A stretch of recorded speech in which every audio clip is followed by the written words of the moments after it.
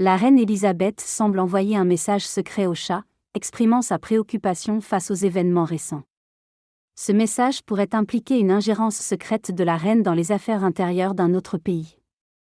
Il est question d'une possible alliance anglo-iranienne et de tensions géopolitiques, notamment liées à la nationalisation de l'industrie pétrolière en Iran en 1951.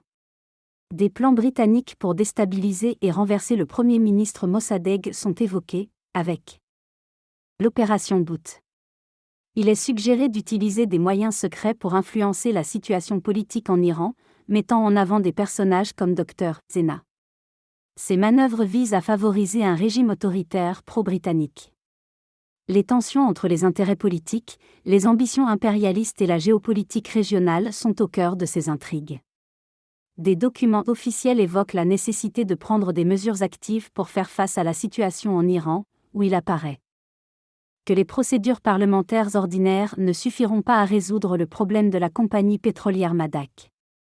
Le président Truman, au départ réticent à s'impliquer dans ce qui semble être une conspiration britannique pour maintenir leur empire, se montre finalement réceptif. Les tensions entre les États-Unis et la Grande-Bretagne concernant la nationalisation de la compagnie pétrolière par l'Iran en 1950 sont évoquées, ainsi que les pressions exercées par les États-Unis pour obtenir une participation équitable dans les ressources pétrolières. Des luttes politiques et des manipulations diplomatiques sont mises en lumière, notamment la crainte du Shah d'être renversé comme son père. En parallèle, des agents britanniques mettent en place des opérations de propagande et de dénigrement contre des personnages clés, cherchant à influencer les événements en Iran. La rivalité et les intérêts économiques et politiques des différentes parties en présence, Grande-Bretagne, États-Unis, sont au cœur des interactions internationales et des enjeux de pouvoir dans la région. Le message secret du 27 janvier à 21h provenant du Bureau des Affaires étrangères révèle une communication entre la reine Elisabeth et les autorités américaines, exprimant sa préoccupation quant aux événements en cours.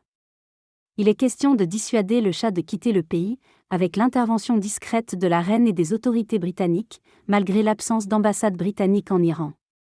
Des précautions ont été prises pour garantir la confidentialité des conversations, craignant que le régime adverse ne mette la main sur des informations compromettantes.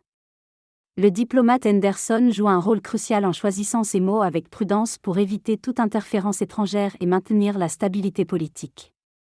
La missive révèle une confusion d'interprétation quant à un message précédent, rectifiant une prétendue implication de la reine Elisabeth qui était en réalité une communication d'Anthony Eden en route vers le Canada.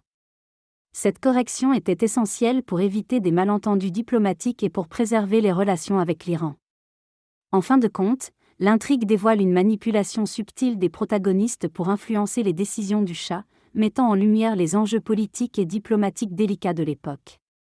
Un monarque a reçu un message d'un autre souverain concernant une action conjointe préexistante des Britanniques et des Américains visant à renforcer l'opposition à Madak. Des agents de la CIA et du MI6 sont financés et encouragés des mouvements existants pour renverser le régime en place en utilisant des méthodes telles que la corruption et même la possibilité d'une intervention militaire. Après un coup d'État sanglant orchestré par des forces pro-Shah, le dictateur de l'Iran a fui et la révolution islamique a éclaté, influencée par l'ingérence occidentale de 1953. Cette ingérence a eu des conséquences néfastes à long terme, alimentant l'hostilité envers les États-Unis et provoquant des changements profonds dans la psychologie du peuple iranien.